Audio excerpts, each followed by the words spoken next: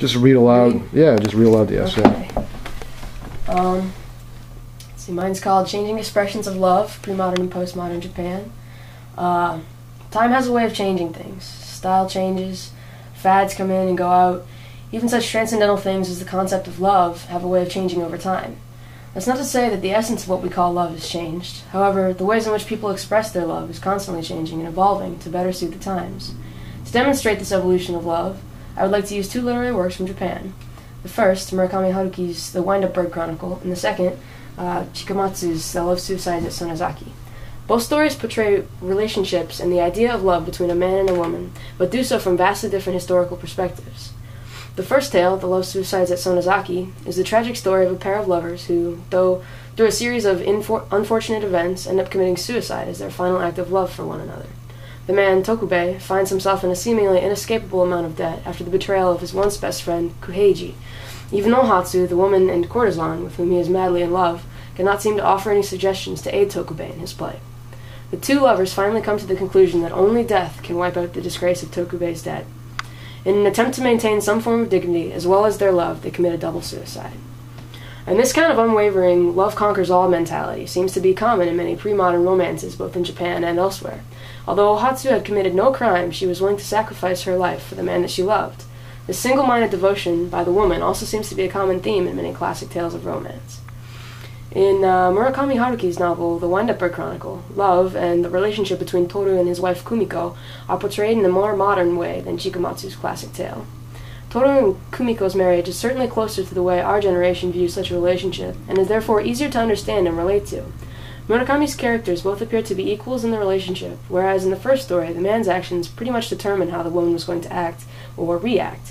I might even go one step further in saying that the woman has slightly more authority in this relationship, since Toru has recently quit his job, and Kumiko is the sole provider for them at present. It is also at Kumiko's insistence that Toru goes to look for their lost cat, a main plot point in the story so far. Toru even admits that he hasn't really thought much of the cat since it left. Toru's obliviousness seems to extend to his wife as well. In the same day, he unknowingly buys the wrong kind of toilet paper and tissues, then proceeds to try and feed her one of her least favorite meals for dinner, stir-fried beef and green peppers. In her frustration, Kumiko shouts, "You've been living with me all this time, but you've hardly paid any attention to me." Later, Kumiko reveals that she is nearing her period and uses it as an excuse for her behavior. Toru accepts the reasons for her irritability and in a nearly passive manner, which demonstrates another way in which it could be said that Kumiko has more power or authority in their relationship. Through the comparison of these two stories, we see how love has evolved over the centuries in Japan, and indeed this is true for other countries as well. In Chikamatsu's pre-modern tale of love and devotion, the man and woman are so deeply entangled that even in the act of suicide they are together. However, in Murakami's novel, we see a much more independent spirit in the relationship of the married couple. Each person is able to function separately from the other while still maintaining a strong romantic bond.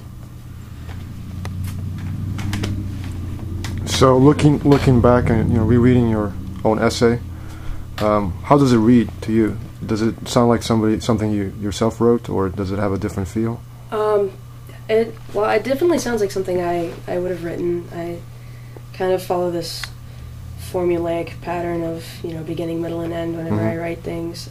Looking back on it, though, I was noticing grammatical things that I probably could have changed, and different wordings that I could have used to make it sound a bit more precise and more crisp.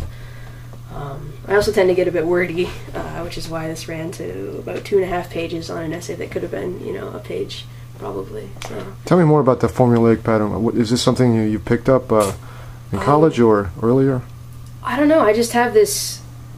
I'm not exactly sure when or where I picked it up, but I just have this sense in my head that something has to have a beginning, middle, and end, like a very clear beginning, middle, and end, and without one of those parts, that the essay would be incomplete.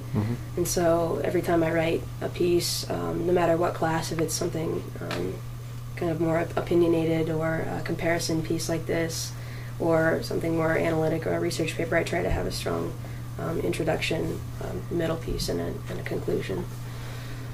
So tell me a little bit about the way you start writing. Do you start to outline this, or do you start with thesis statement?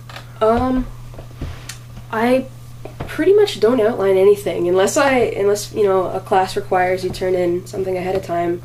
I don't really outline much. Sometimes I'll make myself notes, points I want to touch on, things that I definitely need to cover in the paper, but I don't really make too much of a structured outline.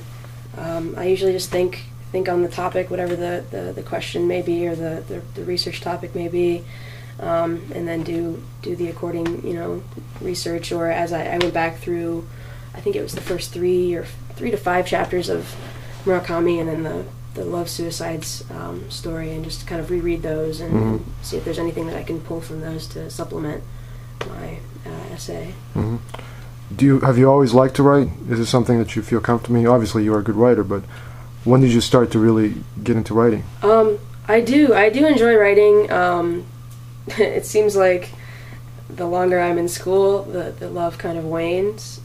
It just kind of depends on what the class is, what the topic is, how much freedom I have with the piece. But I've never thought that writing was a chore. And in fact, in high school, I thought I was going to be an English teacher, and I kind of wanted to teach writing, but that changed when I kind of fell in love with Japan and with the Asian Studies program here. But yeah, I do enjoy writing. It's something that I can definitely get into. How did you have a love for books from an early age? I see a poster of Harry Potter in the back. Do you like to read Harry Potter? Yeah, I love Harry Potter. Harry Potter's great. I think it's one of the great, I don't even know if you could call it children's novels, because it's really for all ages, but it's a great novel of our generation. But yeah, ever since I was little, I loved to read. My mom was a very strong proponent of reading. She would always take my brother and I to the library when we were young. We'd come home with stacks of books, 10 or 12 books, whatever the limit was that they would allow us to check out at one time. We'd come home with that. In my spare, I was a pretty quiet child growing up, so I did a lot of reading.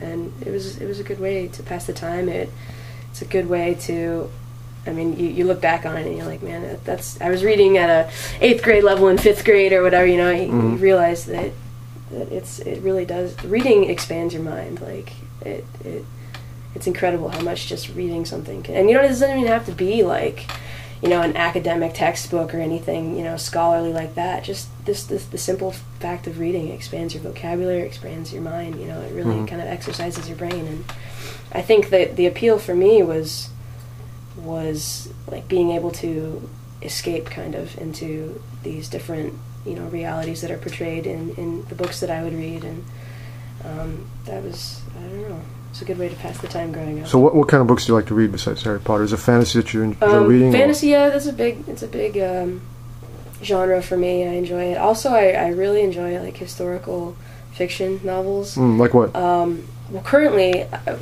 since high school actually, I've been hooked on this author called Connie Golden. He had a series about Julius Caesar, just called Caesar, and now he's doing one on Genghis Khan. And they're really interesting because they are historical fiction, so aspects of them have been, dramatized and exacerbated or whatever to appeal to a more wider audience. But any kind of deviation he makes from like the historical facts, he'll put in a footnote in the back of his novel so that you can get like the truth of it, even after you've enjoyed this, piece of fiction, essentially. You also learn a little bit too. And I don't know, I enjoy kind of like biographies or autobiographies too. I'm a huge Rush fan, and their drummer is a writer as well as an excellent, because he's their lyricist too. He's the band's lyricist, and he also has a love for writing and reading.